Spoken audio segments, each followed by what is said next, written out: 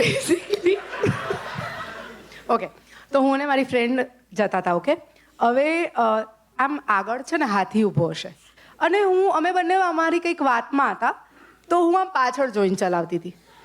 હવે હું આગળ ના જોતી હોઉં, પણ પાછળવાળું તો આગળ જોતું હોય ને.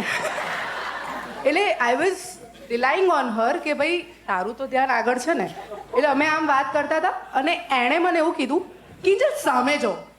અને જ્યારે મેં સામે જોયું ત્યારે આટલે ખાલી ગ્રે કલરનો સ્લેબ હતો. There was nothing else. અને એટલે મારું રિફ્લેક્સ સીધું એવું આવ્યું કે હું કૂદી ગઈ.